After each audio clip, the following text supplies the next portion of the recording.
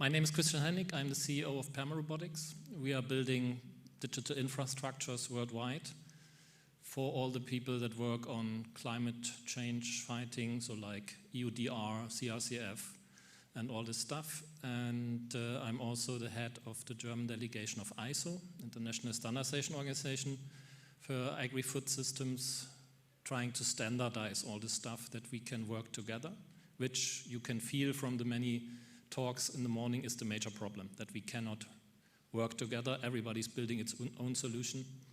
And so standardization and digital infrastructure is badly needed, and that's what my topic will be today. Thank you very much. Somewhat louder, excuse me. My name is Zaur Jumshudzadeh. I'm from the BAT Agra. BAT Agra is a trading company in Germany, working with more than 20,000 farmers in Germany, in Denmark, in Poland, and in Austria. But besides of the trading company, BAT Agra has also a program for sustainability, climate smart agriculture called Conserve. So I'm here to introduce you about our project Conserve, how we are working with the farmers, how we are working with the industry, with the milling industry, and somehow also I want to give you some insights about the methodological aspects, how we use the informations and data that we are sampling from the farmers for the calculation of greenhouse gas emissions and for the modeling approaches. So I'm very happy to be here today, and I wish you all the pleasant meeting and panel session. Thank you. Okay, thank you, Zaur. Thank you, Christian. Please take your seats. So this 1.5 hour session will feature 3 keynote introductory presentations by us 3 conveners in the beginning, and then we will use the rest of the time for a panel discussion and bring a few more distinguished persons and experts here on stage. And then we'll also have a way to interact with you audience a little bit later. And as my co-convener here also, I'd like to introduce Tatiana Bulova from Bioeconomic Cluster Slovakia. We've been collaborating throughout the Credible project with them, so a really good partner for us. And Tatiana is also arranging this session. And also I'm here with my colleague Elisa Vainio from Baltic Sea Action Group. But let's get to the topic more in depth. So please, can I have my presentation up on the stage? So here is a picture from a field in southwest Finland, which is the main crop production region in Finland, and it might actually look just like that at the moment if the farmer has applied winter crops, and if there is still some snow left, as we usually do have in this time of the year. I will introduce a little bit our work with respect to advancing regenerative agriculture within the food chain, with supporting industry sustainability policies and incentives, and what has been the outcome of recent workshops with our corporate partners. Next slide, please. And Baltic Sea Action Group has been working with agriculture all along since we were founded in 2008, but more intensively we started to look into carbon farming and regenerative agriculture in 2018 with an initiative called Carbon Action, and which has since then grown into a $50–60 million collaboration, multidisciplinary, multi-actor collaboration in Finland and also internationally. Here are some of the outputs that has been produced in our collaboration. So you see that we are working from the grassroots, from the ground, throughout the value chain up to the policy level, trying to boost and and advance and support a comprehensive transition into regenerative agriculture, which we have also made our own definition and criteria for. And these images here illustrate what we see, how we comply with the idea of regeneration in mostly in arable context where we come from. So essentially it's about minimizing soil disturbance, maximizing photosynthesis, improving the microbiology in the soil through external inputs if you need, and overall being adaptive to the situation, adaptive to the climatic context. Next slide, please. Here is an example of the scientific work that we do, which is also the basis for the MRV system that the Finnish Meteorological Institute has developed based on this collaboration. And this image shows the data from actually the farm of Artos, who will be joining in the panel later on. And this shows the NDVI index about at this time of the year, although this is from 23, comparing the carbon farming plot with the control plot. And there you see that the yellow color shows that there is more green on the field, on the carbon farming plot as compared to the conventional plot. Next slide, please. So, but now I promised to share you with some outcomes of our industry collaboration regarding the sustainability frameworks. So we were looking with our corporate partners at how do we find joint solutions? Could we harmonize the frameworks in any ways? And actually, I need the beamer now for the rest of the presentation. So we were looking at this at different levels, starting from the principles of regenerative agriculture, which would kind of define the overall principles as I showed you with the images. Then you could harmonize the methods, the metrics, or then the specific targets. And here are examples of the attributes and levels of how you could define it. I've taken the photosynthesis as an example because that's what I showed you in the previous picture from Artos farm, but because of that as a single metric came out as the most promising metric also from the corporate perspective. So our general conclusion about harmonization is that where would we have the most potential is that actually it will be in the metrics, because if we truly want to have a dynamic transformation, achieve change, we would have to be focusing on outputs, not on practices. We want to have that flexibility at farm level, so then focusing on methods alone would not work. And then on the other hand, expecting that all sectors, all regions would adopt the exact same criteria would be unfeasible and not even necessary. So the recommendation from the workshops was to focus on the metrics. Some other recommendations on how to move forward with the frameworks is that we all seem to be agreeing on the need to maintain flexibility, but also to maintain a path of continuous improvement, and that's why we've looked into, especially with the frameworks that have some kind of a tiered approach, where you have the basic level to onboard the program, and then you can advance to second or third tier levels, like for example the SCI platform regenerate together framework, which Nikolai will tell us a little bit more in the panel.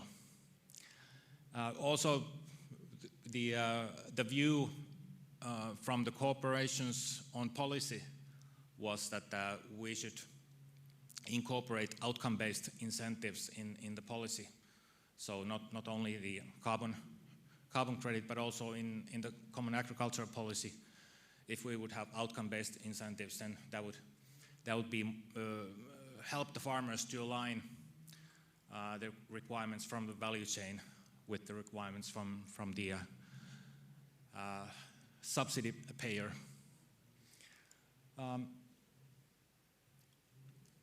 Then there are some other recommendations that came from the corporations, but we would not go deeper into those. But you see that these topics are circulating here in the Carbon Farming Summit already today. So a lot of different initiatives are aligning and arriving at the same conclusions, referring to risk mitigation, acknowledgement, referring to landscape level initiatives and such. So, but maybe I've taken enough time here for myself. In the situation where we have all these different frameworks, could we find a single metric, key objectives, and share the data? Would that be a way forward? Let's discuss. Thank you.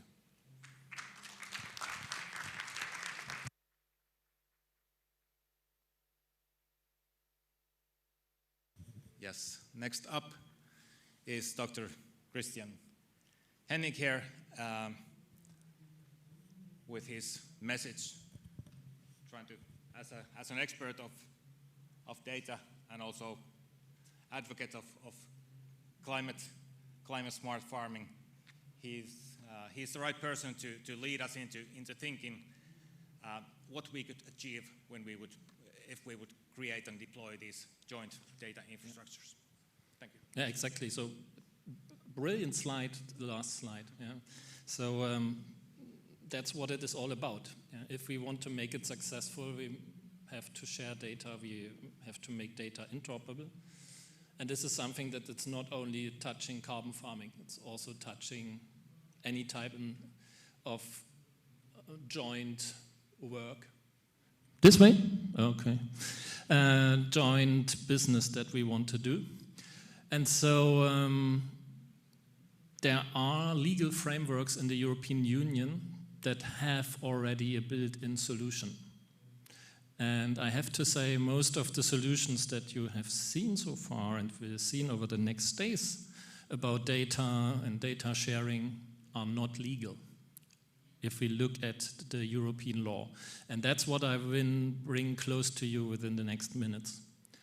So Europe will probably pay billions for the carbon credits. We have heard this today, European Buyers Club. But it doesn't know if any of this carbon is really stored in the soil. Yeah? So the problem was with Vera, with South Pole, that people realized a lot of claims, but not real data. So everybody is at the moment a little bit suspicious out there. Should I spend my money for carbon credits? Can we really see data that the carbon is stored? And you all know about this. Yeah, we need to show, is the carbon real there? With using sensors, satellite images, models from every plot in every season. That's what you're all struggling with at the moment. Yeah? Should I take soil samples? That's very expensive. It's quite accurate, more or less. Should I take a model which is less expensive, but it's not really giving you the right data, at least the models that I've seen so far? Is it additional? Yeah? So we have to show would it happen anyway or not? Is it just happening, or is it happening because the farmer is changing the way he is treating the soil? And will it be permanent? We know that most of the carbon that we store during regenerative practices will go away after we're finishing it. So we have to show, is it permanent for 1 year, for 5 years, for 50 years, for 100 years? That's what our buyers want to know. Yeah, so this is something that we need to show to the people. And normally, and that's all of the solutions that you will see in this summit, you would try to do it in 3 of those ways. You want to build a central platform where you say, okay, farmers, deliver all the data in my central platform and I will do the job. The farmers will say, no way, you won't get my data. And that's what the European Union also says in the European Data Act. The data has to stay with the owner of the data, and the owner has to tell, you can use my data for this purpose for this time. This is law. Yeah? We just can't build centralized platforms. You can do it by bilateral contracts. That works. So as you do with your farmers 1 by 1, so you can have a bilateral contract that says farmer agrees to give you the data, to put it in the model, to report. This works, that's legal, but it's not scaling. That's what you are struggling, and maybe you will talk about this. Yeah? If we want to put it in place for millions of hectares, we can't do this 1 by 1. Yeah? So bilateral contracts won't work. And goodwill, it's cool, but you know, nobody will give you your data for free. So it's not a political problem, it's an infrastructure problem. And we had this problem already in the 19th century in Germany. Yeah, we had dozens of small states not collaborating with each other. Until 1897, we even had no central time zone in Germany. Yeah? And this made business impossible. So it was necessary to have a central infrastructure that all of them could use. Streets, street signs, rules. And that's the same with digital age. We need digital infrastructures that are public, that everyone can use, and sets the rules on how to share data. As I said, the EU law already tells you what to do. There is the EU Data Governance Act since 2022. And says it creates a legal framework for neutral data intermediaries. It prohibits platform operators from using data for own purposes. So anybody that does data, traveling, sharing, whatever, must not use the data. So you have to separate data, data usage, and data infrastructure. Have to be 3 different entities. So this is Data Governance Act. Data Act in place since 2024 says the farmer has a right to access the data and has to tell people who can use the data, whoever produces the data, not only the farmer. And the CRCF regulations, which will come, is just developing. And if you think about it, the CRCF needs what is called a data base. It needs a public digital infrastructure to work. So a centralized database is against the Digital Governance Act. Bilateral contracts can't meet the Data Act interoperability requirements because it's only bilateral. So a data space is the only legally compliant architecture. And it's difficult to explain to non-nerdies what a data space is. In principle, this is what you should keep in mind about a data space. It does not contain any data. It's just the streets, the street signs, the rules, how data can travel from A to B, and it must be run by a neutral entity. So access is not ownership. Sharing is not loss of control. So you can anytime stop sharing your data. One special part on this, you even don't want to give the data to somebody else for a special purpose because you don't know what he's doing with your data. And therefore, data spaces have so-called trusted execution spaces, where the data only travels inside the data space. Then the magic is happening. Let's see, a carbon model is running, and only the output is given to the consumer. And so the original data of the farmer is never traveling somewhere else. Yeah.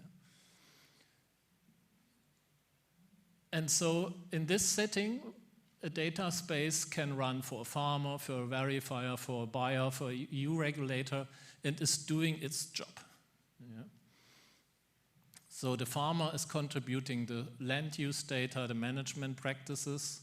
The verifier is adding the methodology and the audit framework as a so-called consumer, but also as a provider, because he does something with the data and provides the results, for instance, to the buyer. We just heard it in the session with Christian Holzleitner, that the buyer club needs to be part of such a data space.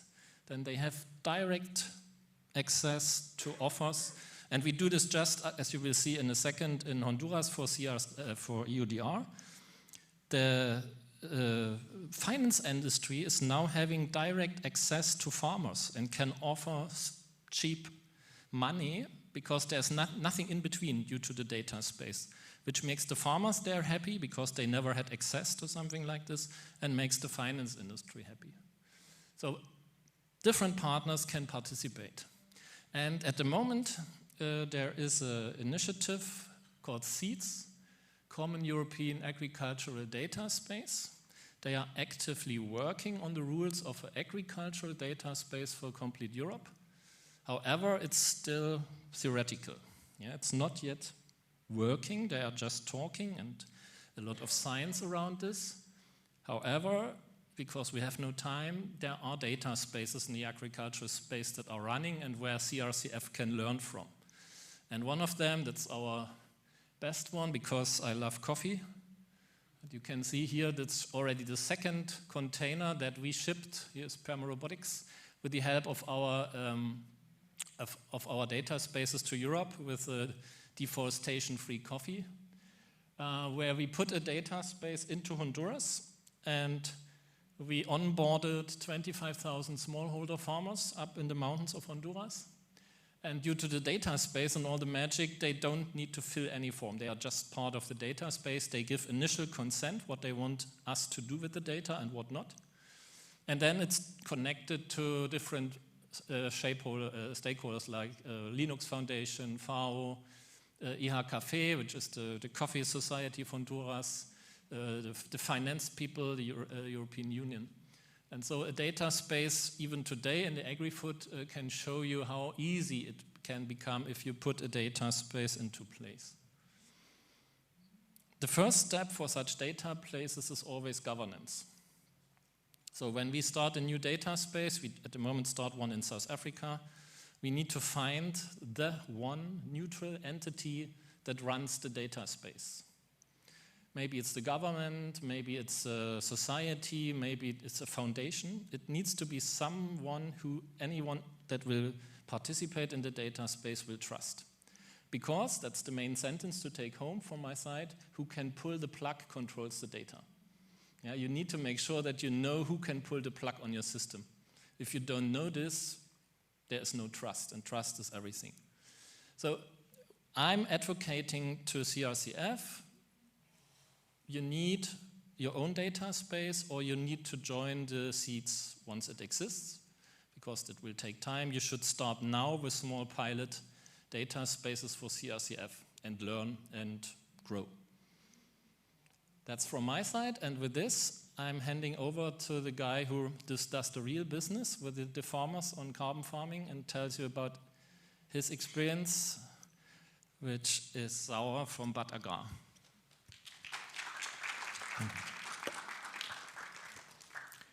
Thank you very much for the both very interesting presentations.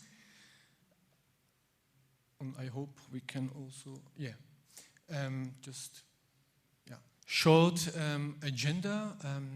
I am from the BAT Agrar with our project Conserve. Today I want to share with you some insights also about the methodology. what we think, our opinion is necessary to know also for the implementing of CRCF regulation. As you know, CRCF is under the development, but there are already several projects and programs which are dealing with the soil emission reductions and carbon farming generally. So, but with which standards and methodological aspect they are working for.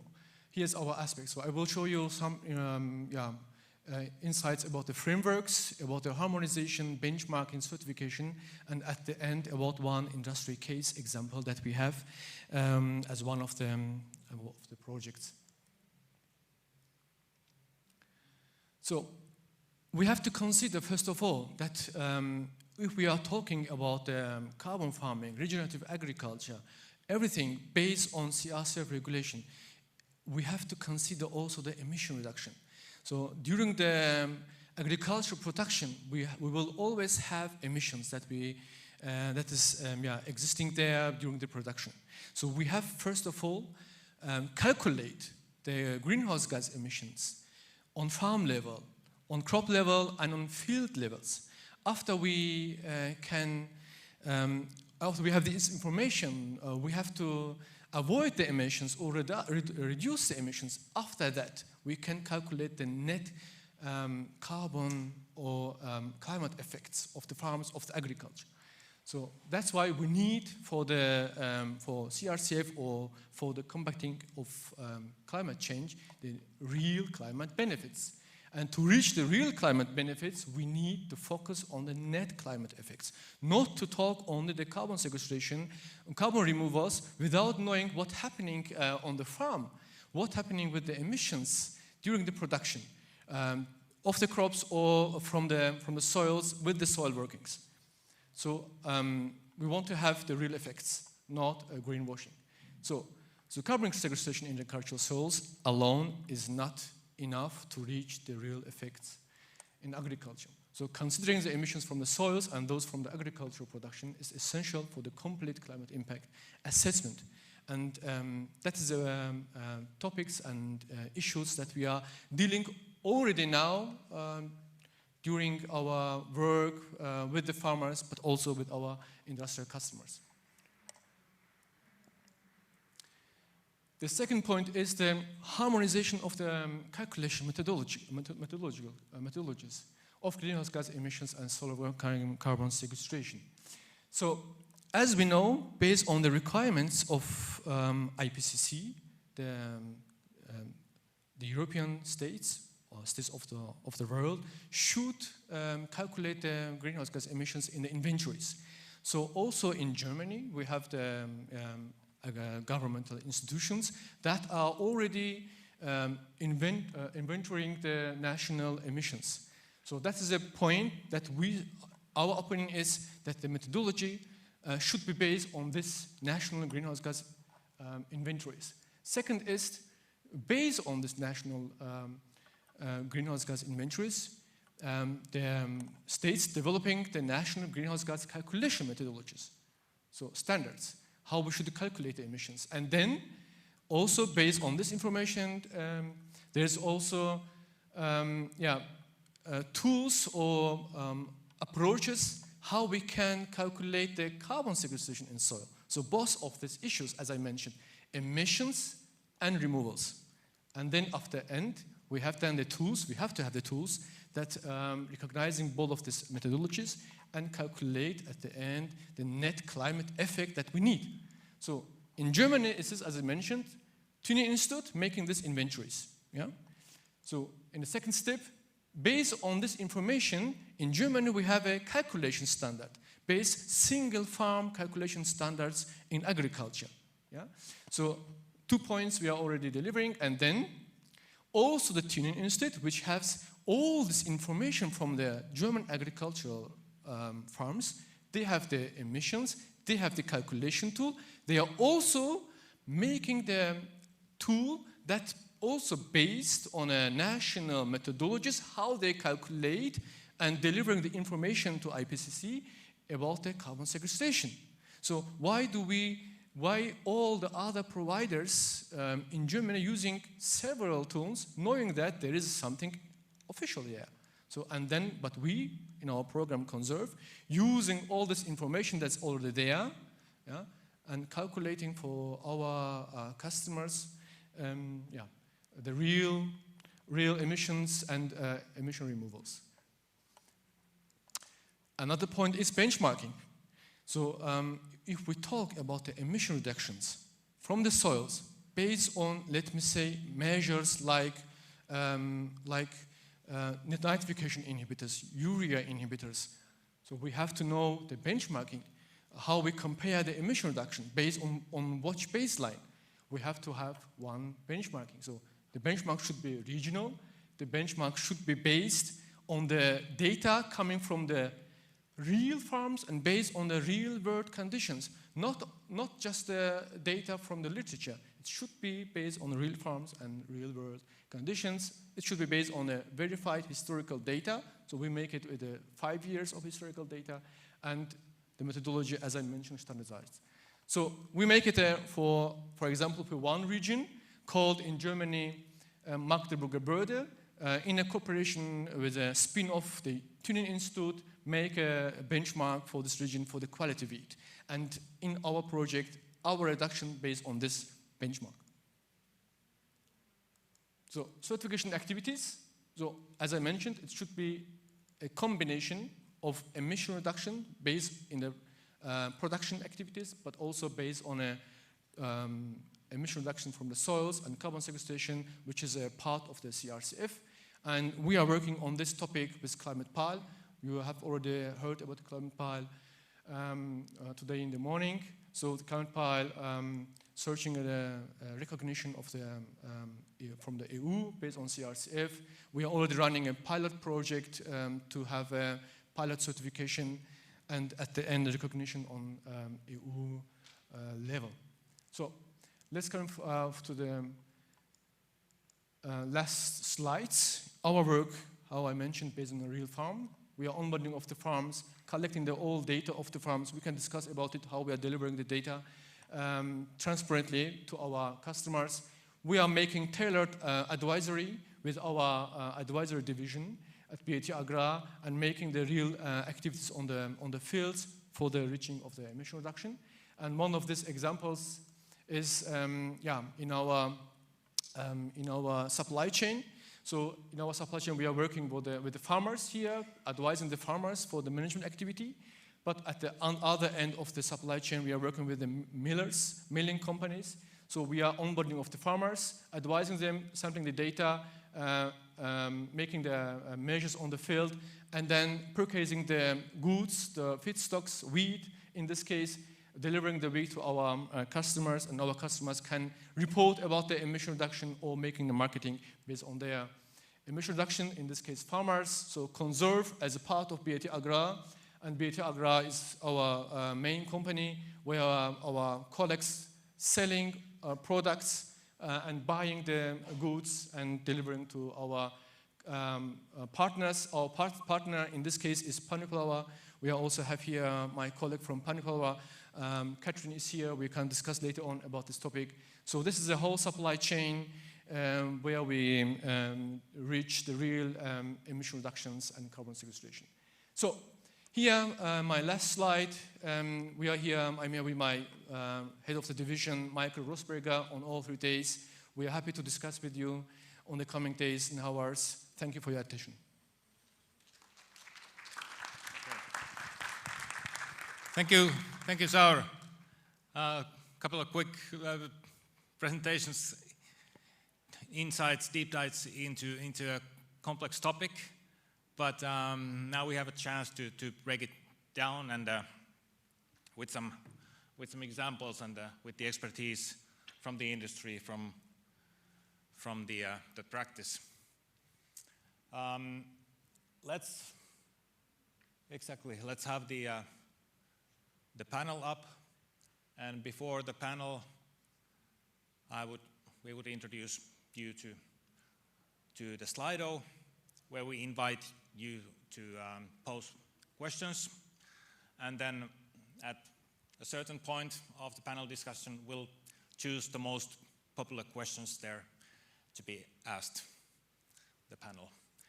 But without further ado, let's fill in the seats here, and it's my pleasure to invite as the first panelist is Katrien de Schepper, the Managing Director of Paniflower, and also as in the company responsible for the Sustainable Wheat project. Katrien has more than 20 years of experience in management and leadership positions in the agri-food industry. Next, we have Sjerk Terpstra from European Commission, DG Agri. Sjerk has worked in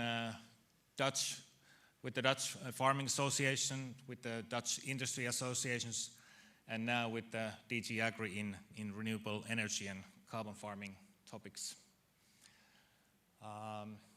Next, we have Nikolai Porkhov from the Sustainable Agriculture Initiative Platform.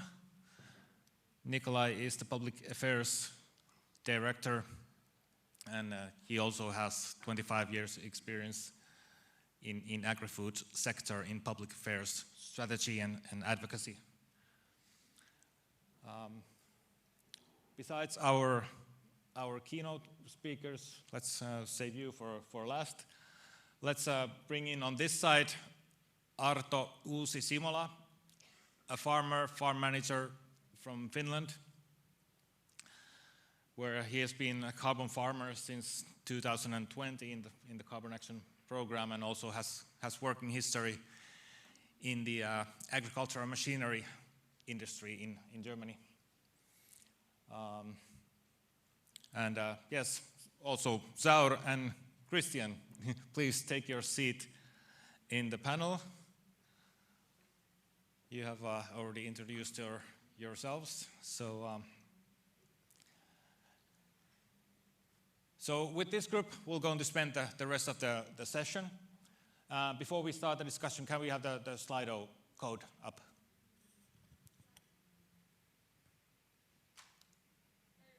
Yes, there it is. Exactly. Okay. So make a note, please, of this, and we'll tell you then when it's time to cast your final vote before we decide which question we will take up. All right, we can come back to this. But yeah, with the panel, it's my pleasure to lead this discussion. Let's start with the warm-up round, and let's start with our guests. So I'd like to hear your personal kind of entry point to the topic of climate and agriculture. Well, what is personally in there at your table, or what is personally driving you in these topics? So can we start with Katrien, please? Yes, good afternoon, everybody. So I'm responsible, I'm in charge for Paniflower. Paniflower is the wheat milling division of the La Lorraine Bakery Group. La Lorraine Bakery Group is an industrial bakery group, family-owned and located. The headquarters is in Belgium. And it's a family-owned company. That means that they look over the very long term. And it is the ambition of the owners that they do not want to become only a bigger company, but above all, a better company. A better means really to prepare it in a sustainable way for the next generation. So they really look over generations. Now, if you look at sustainability, so that is really embedded in the strategy of the company. Sustainability for a wheat mill, if we look at our Scope 1, Scope 2, Scope 3 emissions, 98% of our emissions is related to the wheat that we buy. So that is the majority, the vast majority is in the Scope 3. And as we have signed and we have committed to SBTi, our target is to reduce our Scope 3 emissions with 30% by the year 2030. So that is a really huge challenge, and that is really where is our target to work on, because 30% reduction, that means that if every kilogram of wheat we buy, it should be at least a 30% reduced carbon footprint as what we buy today. So that is a huge challenge. Next to that objective, we also initiated last year the SWI, the Sustainable Wheat Initiative Europe.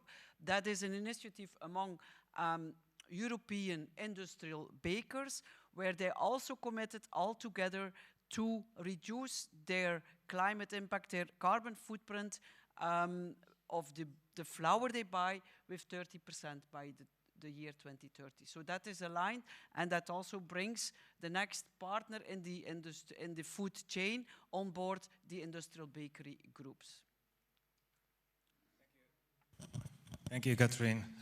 Nikolai, next, please share your initial thoughts. Thank you. Thank you, Kay. Nikolai Porkhov is my name, and I'm representing a Sustainable Agriculture Initiative Platform, a member-based organization committed to driving and supporting transition to more sustainable and regenerative farming in the future.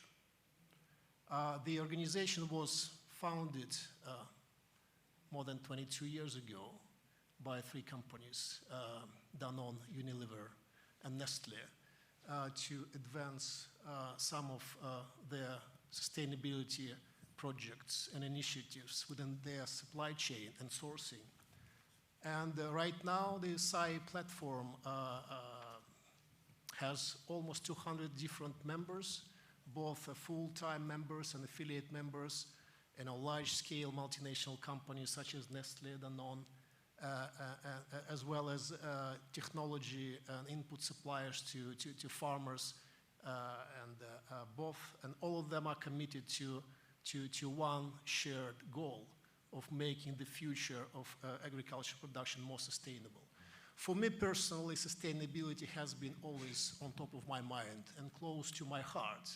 And although I'm new to the SAI platform, it's just my 3rd week on the job, but I've spent almost 30 years in agriculture and working for Delaval company in different roles and positions, working within sustainability, public affairs, innovations in different roles and countries. So, yeah, pleasure to be here. Thank you for the invitation, and happy to contribute to the discussion. Thank you, Nikolai.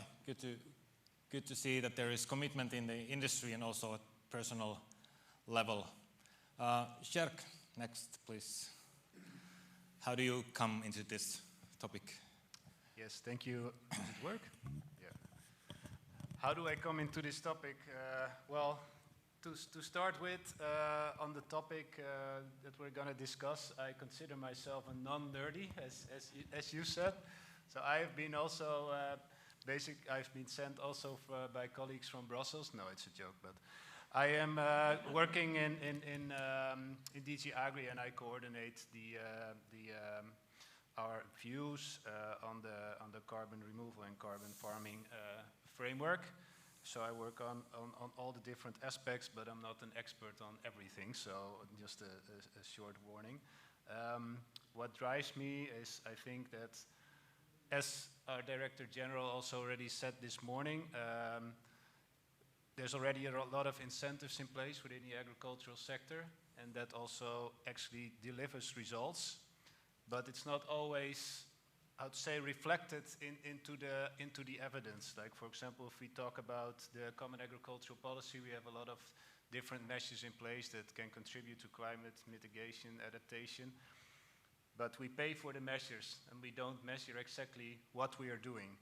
So what we did about a year ago, we set up this study to make an estimate about what the potential contribution of those measures could be. And what Elisabeth said this morning, it's like around 30 megatons of carbon per year. However, this is also based on a lot of assumptions, so we are not sure if this number is correct. And also when I talk with businesses from the agri-food value chain, they always have very nice stories about about what they're doing regarding the reduction of scope 3 emissions, but then when you ask the questions, is this reflected in the member state inventories? The answer is often no, and it's a pity, because then you cannot show actually what you're doing, and maybe the CRCF can help in that. So thanks. Thank you. That would be the idea. Well, talk about real impact and real actions. Arto, what is your role in this topic? Hello, well, it's nice to be here in this summit. I'm Arto Uusisimula, farmer. Put it a little bit closer. Farmer in south of Finland, conventional farmer. Arabic crops are my farm, and it's a small family farm, 80 hectares of fields and 40 hectares of forest. I was involved about this summit because I have been one of these 100 pilot farmers in Carbon Action project, which is research of this carbon sequence to the soil. It was 5 years project, and I was involved about this. My method was this cover crops, and after this 5 years monitoring, it showed slightly increase of the carbon sequence in the soil.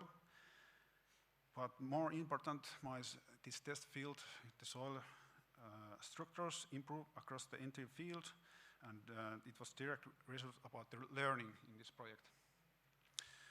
And this project has fundamentally shifted my understanding of what this farming should be.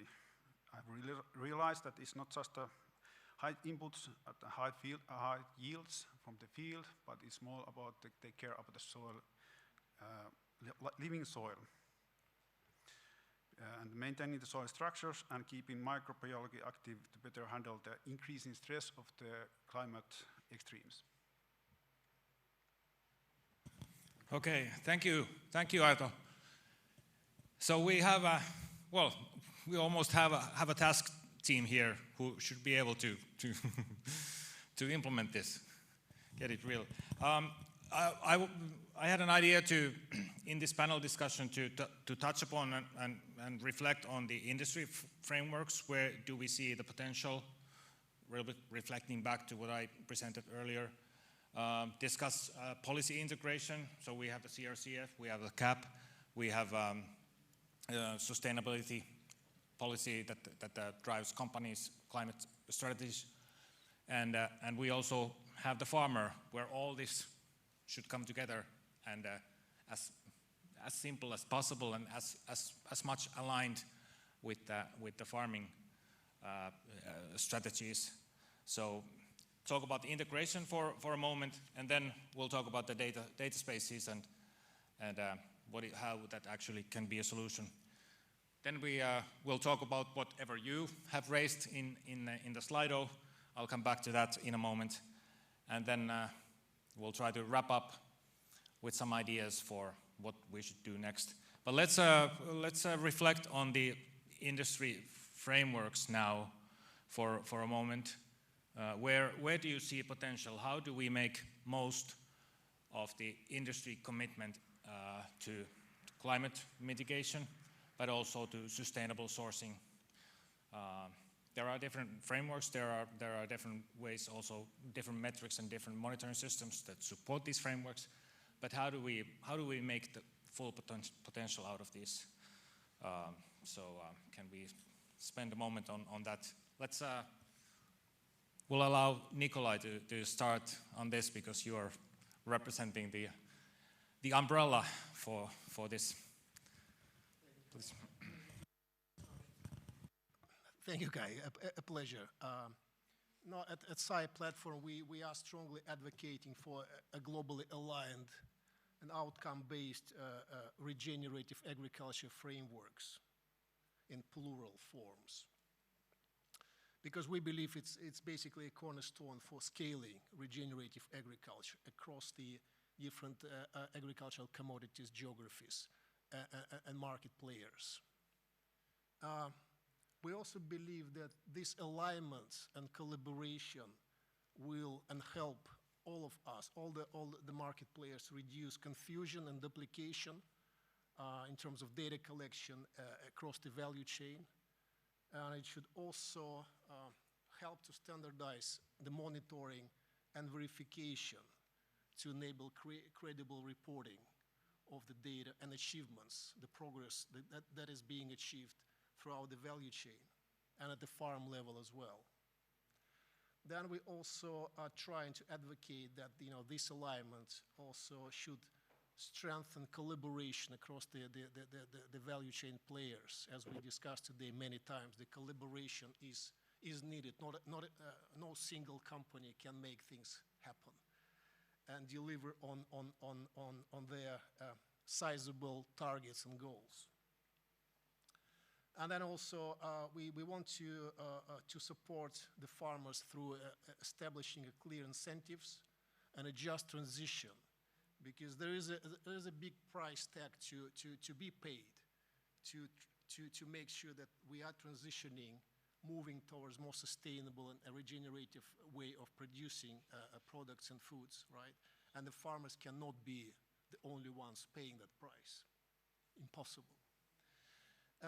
And last but not least, we believe that this alignment, global alignment in the agriculture framework, should also drive systemic long-term change on climate resilience, soil health, biodiversity, and water management, again, throughout the whole chain.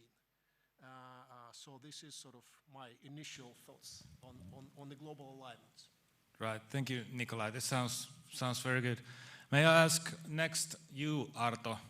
You have well experience in dealing with the industry, with your clients for your grain. What kind of experience have you had with the sustainability programs in recent years? Well, I have once tried to make a contract with Agrena, but in that moment I have already history with this regenerative farming, and at that point we, after a couple of discussions, they see that there was no possibility to make a more carbon sequence to the farm after the initial date, so there was no contract happening. And now we have these climate grain brokers deals, but they have always some extra rules about less fossil fuels when using grain dryers, and my farm is a little bit old grain dryer, and it needs quite expensive investment to the less fossil fuels dryer oven, and some products what you have to use have to buy only one supplier. It's make difficult to compare, get the less price. The price is quite high when you buy those products.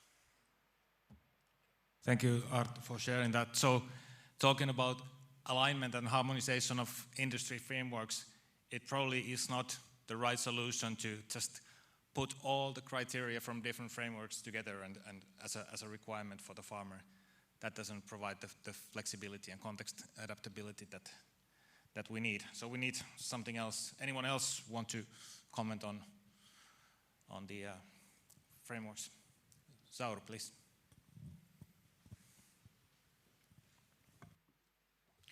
Thank you very much. As a person who is working mainly on this topic as an industry, but also as a program provider, I have data of the farmers. I know the emissions that is occurring during the production, and also working with our partners. I know that there is a potential that should be used for the emission reduction. And as someone who has a scientific background from the Tuning Institute, where I have experiences and experiments where we try to sequester carbon in soil, that means the carbon removals. I know how difficult it is, and I know that reaching the real impact means additional carbon sequestration, which is permanent. And I know that is not so easy. I would say in the industry framework, we have to focus, first of all, on the emission reduction, because it's also necessary, as Katrin mentioned, for the industrial customers. They want to reach real CO2 footprint reduction of their products. Only these numbers they can claim. That's why I would say to have a real impact, let's focus on this topic.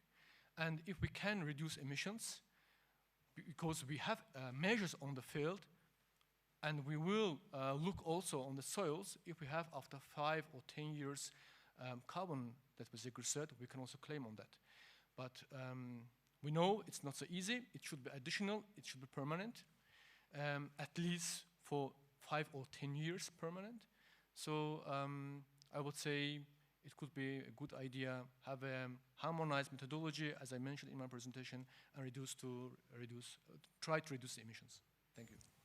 Okay, thank you, Saur. This brings us nicely to the point that Sherk was also raising earlier about the alignment with the climate targets and national contributions, and to have really real impact there. Sherk, do you want to comment further on that, and also from the perspective of policy alignment, that how do we, where do we find the joint point between climate and agriculture policy, for example, that leads to real impact? Yes, no, indeed, what Zaur already explained to us earlier today, how it works in Germany, but I think it works very well in Germany. That's what I understood. But every member state has also its own approach. So different, they use different tiers and etc. etc. So indeed, I think it would be good if there would be a harmonized system. But we can also not expect of all the member states to do it exactly the same as in Germany. So maybe we should find a way that these systems, data collection systems, reporting can talk to each other. And there's work going on in the JRC. They're looking into this. I don't know the technical details on this, but it's much more than only climate and greenhouse gas emissions and carbon farming. There's also a lot of other reporting obligations coming from EU legislations, for example, on soils, on nature restoration, and all these reporting obligations, they add up, and farmers sometimes get a bit lost. And I also said this morning in another panel, is that we are now working on this sustainability compass, this benchmarking. It stems from the strategic dialogue on the future of EU agriculture that took place in 2024. And the idea is that you create a system in which farmers only have to report once on basically everything. And that can then be used as, let's say a kind of an ID card, so that you, with that ID card, can show that you are complying to all the legal obligations and maybe also other non-legal obligations as well. It might also be possible. This should not be like a system that replaces other things. We build upon things that already exist, and it should also not become mandatory. It should be voluntary, but we should develop it in such a way, of course, that this will reduce administrative burden and costs for farmers and makes it easier for them to report on all these different things. And then there's another work stream. It's the EU business wallet.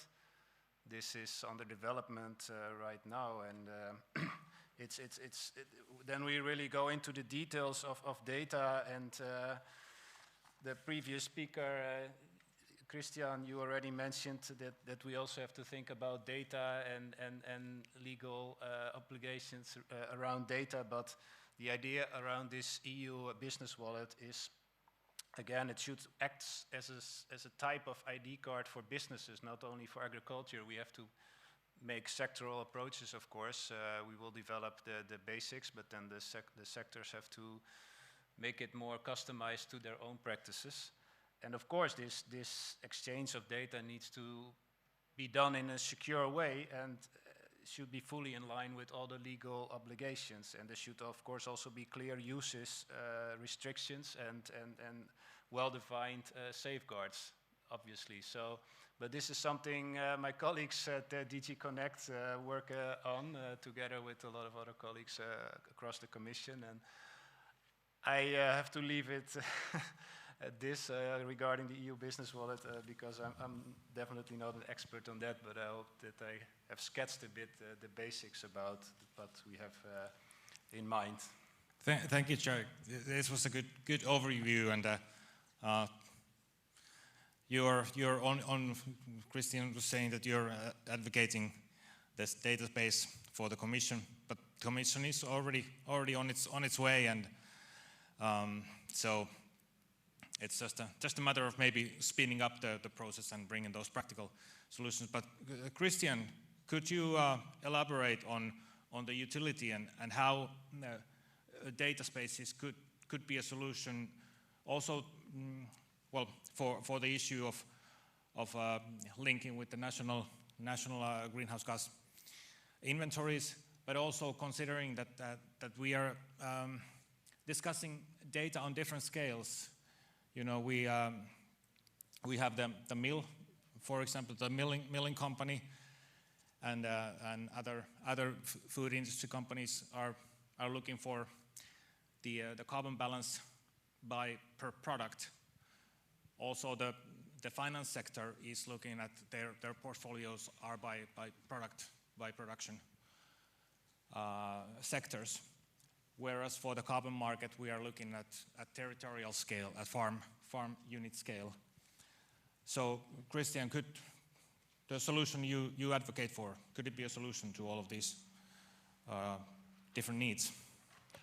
Yeah, it is, and that's why EU drafted all these laws, yeah, because basically everything is in place. So EUDR is the passport that every company will need from 28 on to make sure that they can join data spaces. So data spaces and the European Business Wallet is joining. It's already planned to join.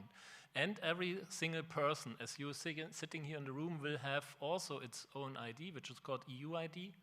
So the way is now leading all in the same direction. So we will have the data spaces, we will have this business wallet, everything will be digital, so, and therefore I'm a big fan of the European Union, because you said all this now. But as a user, as a non-nerdy, people are lost a little bit. Because you said, okay, you have to do this, and this, and here are the framework, and now, what now? So what is missing a little bit is an in-between help. We call it in the nerdy space reference implementations. So that the EU is saying, look, here is a reference implementation that you can see how it works, and maybe there is open source code that you can use. And that's what we are advocating. So not doing data spaces, but doing this as open source.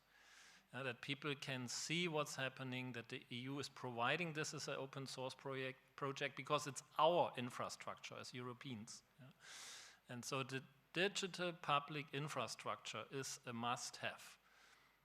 In other countries, it's already running. So if you Google for India stack, you will see that 1.3 billion people in India have their infrastructure already running. They have their data space. And there are 64 billion operations done every day on this data space. China has now said they want to have, with 2028, 200 data spaces. So it's reality. We don't need to discuss. We just have to do it, and we have to help the users to get it done in Europe too, because Europe has the best laws in the world to do this in a transparent, efficient way. Yeah? And you know the term European paradox. You know this? You can Google this, European paradox. We have the best research in the world. A lot of people sitting here. But we don't have a Tesla, we don't have an NVIDIA. So we're missing the big companies as spin-outs of this. And so we have to overcome this from your work to our company's work to get things done. Thank you, Christian. It's Katrin, please, you want to intervene? Yeah, if I may, I do think that indeed data spaces, they are very interesting just to overcome the administrative burden of the farmers. Because now often what we see is data are collected, they are double reported.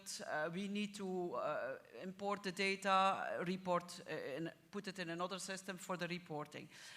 So for that, I think it's really very valuable to make it more simple, but also to reduce costs. What we have seen is that in the projects that we had, that sometimes up to 40% of the money that you spend is in all kinds of systems to validate, to measure, and not in the real activities that we want for the farmers. But where do I see the risk? The risk, what I see is that transparency. We need transparency from food supply chain perspective. What we have learned is that the transition from conventional farming to region agriculture requires a different collaboration. We really need, where we in the conventional farmer, it's more transactional. We buy the wheat from BAT in the past. Today, when we have projects together, we really have to collaborate and share all the data. So the field data are shared with all the partners. So you have a real true collaboration with all the value chain partners.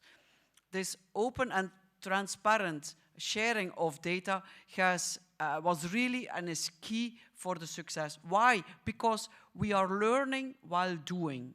We see what activities have an impact, what have less impact, and from that we learn how we can scale it to really and to have a climate impact. So that is my concern, that transparency is key for success, also for traceability reasons. Very, very important points. Thank you, Katrin. Well, I just want to ask, we'll go to the Slido in just a moment, but I want to ask you, Arto, considering that also according to the law from the EU, and also the industry position is often that farmer should retain the ownership and control for the data. But how would an ideal system look from your perspective? How would you like to do it? Well, and what's your views on transparency? How transparent can you be with your data? Well, I like to be more simple. It's not when we are doing the work in a field, we have no time, so it should be very simple and very easy to handle. And I think the cloud interface is quite good if our tractor terminal can send the information what is happening, but the owning is the farm, is only the data.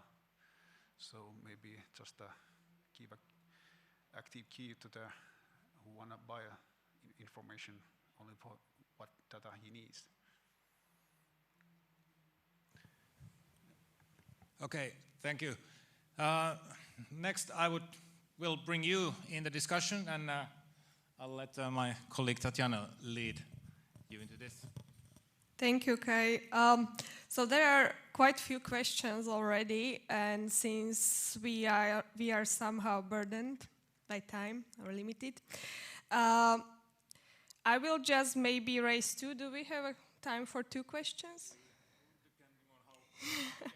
Okay, let's try two tops, and then I would like to encourage you, if you want to have your questions answered, if you leave the email address, I think that our speakers can reply through the email.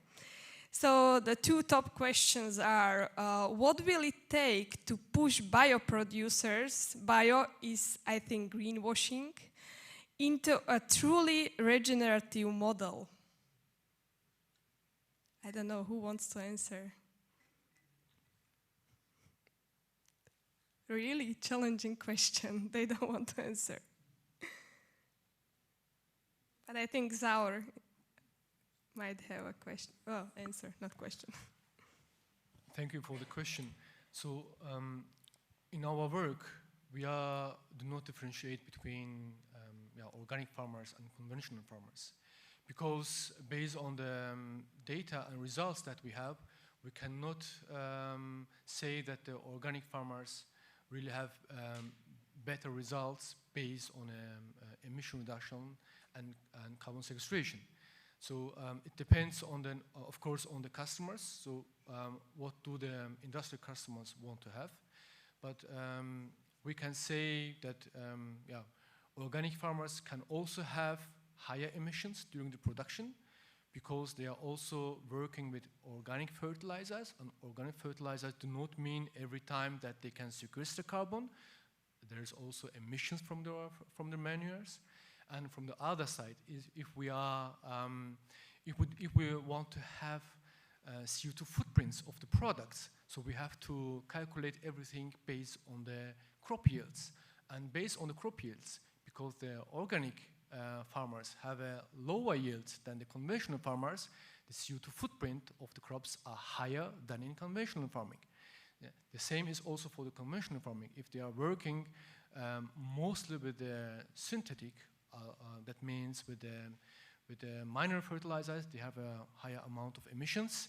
If they are working with only with the synthetic fertilizers, not with the other organic fertilizers, that means they do not have any input to the soils. That means they cannot so easily increase soil organic carbon. So that's why we have to take all input, all information that we have during the production into account and make greenhouse gas emissions balances to have the real informations on the farms, and then make a tailored consulting for the emission reduction and for the carbon sequestration. I hope it was a right answer to your question. Thank you. Let's hope so. Do we have time for more? Okay, so there is another popular question. Without grant support, what price premium in percentage can a producer realistically charge for regenerative or permaculture products before losing customers? That's quite complicated. But maybe Catherine? Yeah, well, let's approach it from the other side. You are all consumers. If you go to the supermarket and you have the choice, how much are you willing to pay for sustainable products? I tell you, you will all say yes, because, and here of course is a selected public, but in general what we see is, and we are really as food industry struggling with this, we don't know how to, what is the tool, how, for people it's non-tangible, so it's very difficult to sell low carbon products. It's very difficult to tell them to explain them the principle of mass balance. They have no clue. I have to tell them that yes, you buy the bread here, it's only a few cents more expensive, but it has a lower carbon footprint. And then they say, yeah, what wheat has been used? Well, the wheat is not really in that bread because it was mass balance. So very, very difficult to explain to consumers today the value of and the importance to buy low carbon products. Having said that, what happened the last 2 weeks, if you look at wheat prices increased due to the war in Iran. Wheat prices increased by 20 euros. 20 euros, that is more than enough to help us, and that price increase in 2 weeks, that if we could have that 20 euros for a whole year, we are able to make all our wheat sustainable. So just to show that, is it possible? Absolutely. But of course, we operate on a world market. If the world market of the wheat, we buy locally European wheat, but the price is set globally. So it's a global problem. So it is complicated. But is it feasible? To answer that question, it is absolutely feasible. Looking at price increases now over the last 2 weeks, that can easily cover, or all farmers can make the wheat sustainable in Europe for that 20 euros. Thank you. And actually, there were a few other questions regarding, yes. This one. Yes, I want to answer this one. Finance. So we'll cover that in the next discussion, both from the perspective of EU versus global competition, as well as within the value chain. How do we share the added value equally across the value chain. But Christian, you want to comment? I want to answer Yes. this question. One of my companies, Food Roots, tried it for years to sell a low-carbon food, and we failed. And we changed to be very successful when we sold it in a different way. We said, healthy soil, healthy food, healthy body. It changed everything. So people, if they know that their microbiome is changing, that's what at the moment works well, yeah? Longevity and so. So regenerative food sells now within Food Roots very well because it's your own body, it's your own health, but not by saving the climate. I'm actually glad that this money question also came up, because this was one of the conclusions from our also carbon action work, that in order to monetize the value from regenerative agriculture or climate action or anything extra that the farmer or the company might do for sustainability, data is the basis for that, and this led us into this discussion here today. But does anyone else want to reflect on how do we monetize the value of climate action or regenerative action, how do we make sure that the added profit is shared equally, or and that it increases the competitiveness of the European agri-food sector overall?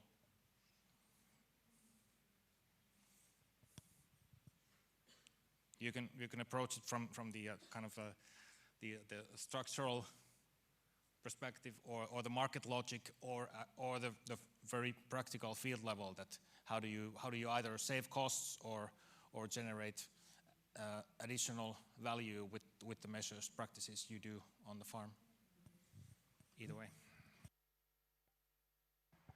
I mean, I think to put it very simply, I mean, we already have the common agricultural policy, of course, but as this conference is about carbon farming, this is, I think, the first step to create an additional source of income that actually pays for results. And what has already been said today several times, and also by you, this needs to be easy, accessible to farmers in order to reduce the costs for all what you said. Sometimes you have to pay 40%, if I understood correctly, in reporting and complying to all kinds of systems, to cut down those costs so that the cost that the farmer receives for a carbon credit is high enough to pay for the activities that he is performing, and also get an additional income from it that is also will also lead to even more farmers getting engaged into this. I don't remember who gave this presentation today, but they said they started with 60 and then 600 and at some point even 6,000, because farmers talk to each other like peer-to-peer, and they make each other more enthusiastic about certain things. And I think that would be the way forward. Thank you, Chair. Maybe that was also part of the answer to the first question. We are moving towards closing and final wrap-up and proposals for what to do next. Before that, I remind you that you had the chance to share your email address with your question. I saw that there were a few questions addressed to individuals here in the panel, specific questions about their either the presentation or their solutions. So we have agreed with the panelists that they can come back to you by email.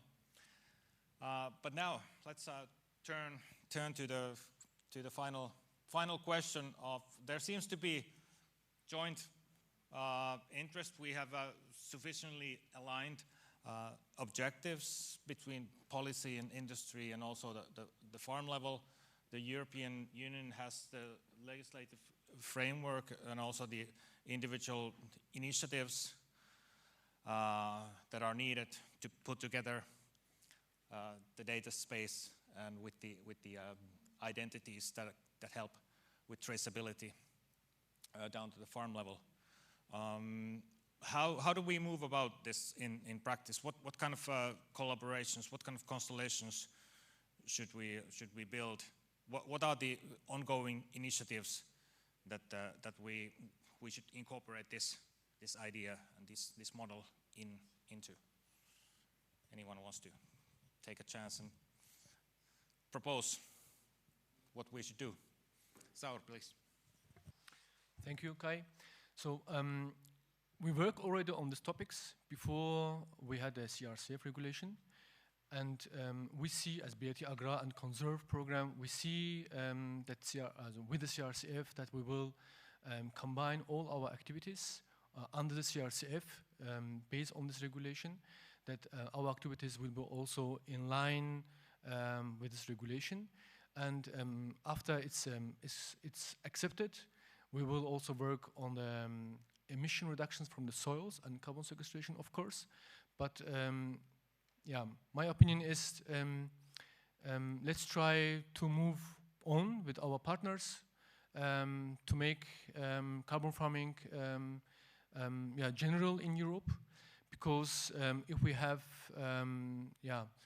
problems with the climate change, problems will occur for all of us in Europe, because if we have weather extremes and lower yields or other problems, we have to work together, emission reductions, reduce the emissions, and bring the soils in a good structure that in the coming years we can also have the good yields.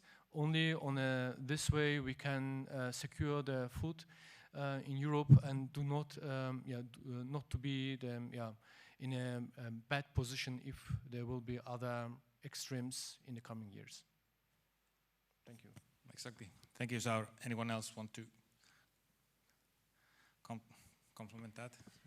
Yeah, Catherine, I would like to add to that climate change is already happening. And we, as a wheat miller, we experience it already today.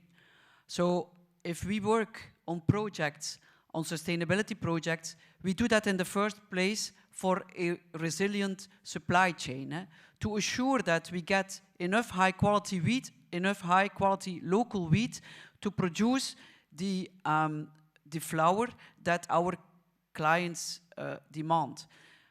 A good example, for instance, is that, and coming back to the discussion also on organic, we see today, as example, that fungicides, which are much more limited, more and more limited in usage, but that the problems with molds increases because of high temperature, high humidity.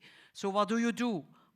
If we do not take any actions, then we will leave the molds there. If we do not treat it, then we get toxins. Toxins we also don't want. But if we treat the molds, then we have the problem with the pesticides. So do not forget that we as an industry, we experience this already every day in our business, the consequences of climate change. So that's why, indeed, it's not only to reduce or to create carbon credits that we do this, but to make sure that our wheat supply is assured for the future. Just a few concluding remarks from my side. As said, transition to more sustainable and regenerative farming comes with a high price tag. But the cost of doing nothing is much higher. The price of doing nothing is much higher, longer term. So sustainability is a good business.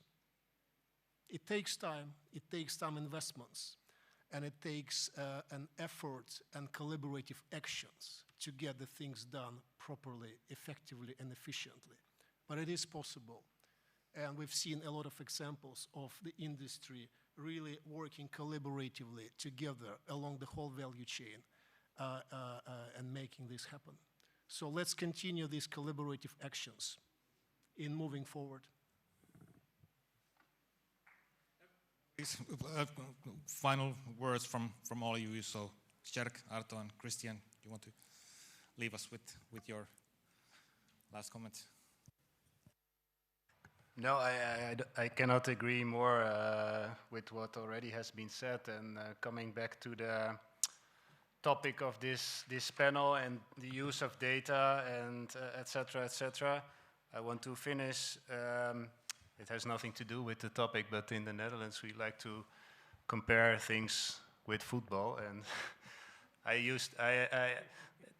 in football nowadays they use also a lot of data, and sometimes it happens that only on the basis of data they select certain players, and then that club sells them on for millions more. So let's say that if this can also work in agriculture, that would be great. From my side, I'd like to tell that we farmers like to farm our field in a future too, that the climate change is always there, and we try to make the best, but we like to have the profits that what we are doing. Yeah, for me, it's the EU, the European Union, that sets the pace.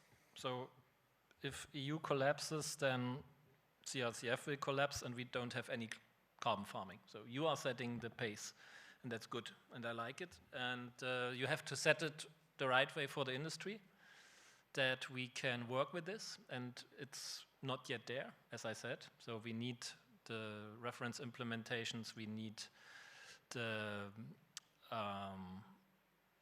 EU business wallet and all this stuff to have a common standardized framework. And for the EU, and that's my criticism, you have your own rules, which is the Haas process, which says if there is a good international standard or standard from the European standardization body, you have to use it and make it law. You know this? The Haas process, that's a problem. And Christian Holzleitner even didn't know this too. Yeah, so there is from the European Commission HAS, which is done by Ernst & Young, which says we look at standards that exist from a group of experts and we transfer it to law. And that's what's not happening. So I'm, as an ISO expert, I want the EU to adhere to its own standards to make our industrial standards better too. And then I'm totally happy. All right, thank you for that challenge. This is it. Thank you so much to our distinguished panel. Let's give them a round of applause. And yeah, I've really liked the this morning's keynote, like most of you, I guess, and the idea of positive tipping points. So let's hope that this collaboration can turn into that kind of positive tipping point where we can create upward spiral instead of race to the bottom. So thank you all for sharing your insights, and thank you for the audience for interacting, and as said, we'll come back with the answers to your questions. So yes, please. There is a poll open in the Slido where you can leave your emails. So thank you. Enjoy the rest of the summit. Enjoy the interactions, the discussions, the poster sessions, and the beautiful city of Padova. Thank you.